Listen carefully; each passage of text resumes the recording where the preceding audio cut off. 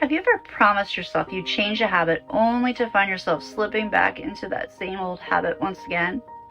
Well, what if the key isn't more willpower, but a way to pre-program the behavior before it even happens? That's exactly what we do with Hypnotic Future Pacing. Now, if it's your first time joining us, that's what we're here to talk about on today's Mindful Monday, so feel free to type in the comments where you're coming from, any questions or comments. Of course, if you have a topic for the future, we'd love to hear about that too. Also, if you type the word mindful, I'll come back and put in a link after the broadcast, which if you follow, you'll receive some free gifts, one of which is the weekly PDFs, which are cheat sheets or PDFs of what we cover each week, as well as a recording, a hypnotic releasing limiting beliefs programming. All right, so let's go back to our hypnotic future pacing for today, and let me show you how to rehearse your desired future so vividly that your subconscious treats it as reality and change starts to feel easy and automatic. So let's dive in. So section 1 is going to be, most people really try to change their habits through conscious effort alone. But here's the truth. Your conscious mind isn't driving that bus. Your subconscious mind really is. Its subconscious mind makes up 95%, and therefore it's running about 95% of your daily behavior. From the way you brush your teeth, to how you respond to stress, to what you reach for when you're tired or triggered. Now, future pacing is a technique from NLP and hypnosis that works with the subconscious mind rather than against it. When you future pace correctly, you don't just hope that you'll follow through. You mentally and emotionally experience your future self already living that way, living that habit, okay? And your mind starts to accept that this is just what I do now, this is who I am. So let's explore how to do this in depth. Now remember, we're talking about this today for self-hypnosis so that you could do it for yourself. If you're coming to the office, I worry about the future pacing more myself.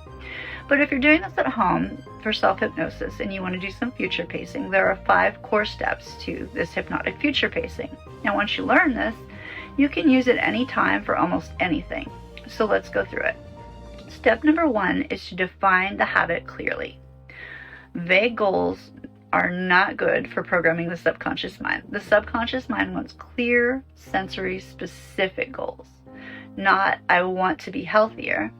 Rather something more like, I choose a nutrient-rich lunch every workday at noon. Clarity equals power when it comes to the subconscious mind. You can think those SMART goals. You need a little help with this. You can ask yourself, what specifically will I do? When? Where? And how will I know I've succeeded? And then write it down and really own it. Now, step number 2 is to enter a relaxed or a trance-like state. Now, this doesn't need to be deep hypnosis. You can simply close your eyes and breathe deeply and allow your focus to go inwards. Or you can use a short hypnotic induction if you like, just enough to quiet the noise of the outer world. Maybe lifting your eyes up and taking a few deep breaths and then closing them down, or counting backwards and then closing them down. When your conscious mind relaxes, your subconscious mind becomes open and receptive. And that's when the real work begins. We want that subconscious to be open. So step number 3 is to future pace the scene in full detail. So you want to imagine a specific moment now in your future, a real-time context where this new habit would naturally show up. For example, it's 12 p.m., you're on your lunch break, and you feel that old familiar urge to grab that icky fast food. But instead, you reach into your bag and pull out your meal-prepped healthy lunch and feel a wave of pride. What do you see? What do you hear? And what does your body feel? Utilize all 5 senses. The more vivid, the better. Why? Well, because the subconscious mind doesn't distinguish between real and vividly imagined experiences. So this makes it a very powerful practice. Rehearse it in detail, and your brain wires it in as normal. And then anchor the habit to identity. This is where the change locks in.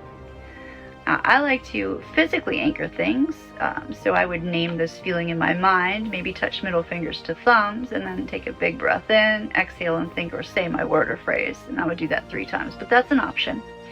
Know that you're not just someone trying to eat better. You are someone who makes nourishing choices. You're someone who follows through, is what you want to be kind of thinking in your mind. That's the future pacing. Now, as you visualize this future behavior, that's the mental rehearsal, you can say to yourself, this is who I am now. This is what I do. I feel aligned, clear, and proud. Because when a behavior aligns with your identity, it becomes automatic. And then step number 5 is to reinforce it daily. Now, you don't have to spend hours doing this. There's a million things I'd like to do every day. Just 3 to 5 minutes a day is enough. And you can visualize your future self successfully practicing this habit. You might do it when you wake up. You might do it before bed. That's my favorite time because the subconscious mind never sleeps. But if you have more time, you can do it twice a day, or during a meditation or a hypnotic session.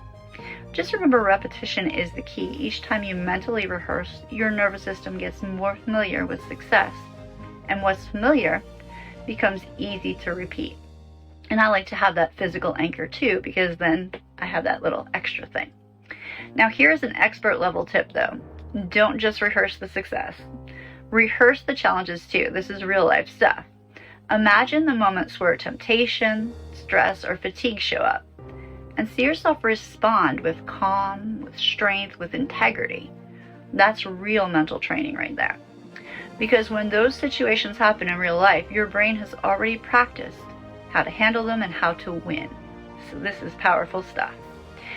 Now, let's go through a little mini kind of version of this. Of course, if you're driving a motor vehicle or doing anything that requires your focused attention, please come back and do this another time.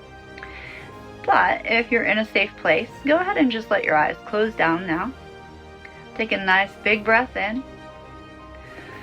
And then slowly exhale it out and feel your body begin to relax from your head all the way down to your toes.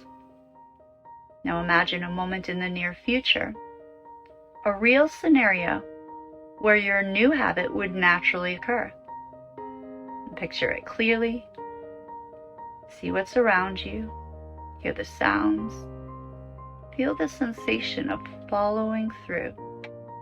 Notice how good it feels to choose this habit, to live in alignment, to act from your highest self. And silently affirm, this is who I am now. This is just what I do. This habit is natural to me.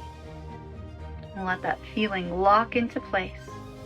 If you like, you can anchor here, naming the feeling, firing any hand anchors, taking a few breaths. And then slowly coming back to the room, another breath in, opening the eyes. That's right, good. Because here's the truth, your subconscious mind is always listening, always learning, and always adapting. Mental rehearsal and future pacing give it something worth learning, your ideal future, already being lived. So don't just wish for this change. Rehearse it, feel it, become it. Now, if you found this helpful, give the video a like or subscribe. And for more tools to upgrade your habits, your mindset, and your inner life, they come out every week.